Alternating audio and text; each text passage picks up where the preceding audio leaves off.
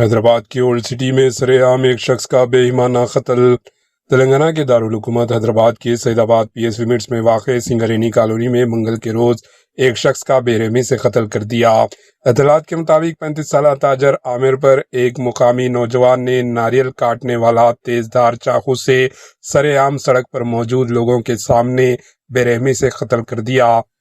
حملہ اتنا شدید تھا کہ عامر خون میں لت پت ہو کر موقع پر ہی گر پڑا۔ مقامی افراد نے زخمی عامر کو فوری طور پر قریبی اسپتال منتقل کیا، لیکن ڈاکٹروں نے معائنے کے بعد انہیں مردہ قرار دے دیا۔ اس واردات کے بعد سنگرینی کالونی کے رہائشیوں میں خوف و ہراس پھیل گیا۔ واردات کے بعد ملزم فرار ہو گیا، جس کی گرفتاری کے لیے سید آباد پولیس نے خصوصی ٹیم تشکیل دے کر تلاش شروع کر دی ہے۔ پولیس اس بات کی مختلف زاویوں سے تحقیقات کر رہی ہے، قتل ذاتی دشمنی کا نتیجہ تھا یا اس کے پیچھے کوئی اور وجہ تھی۔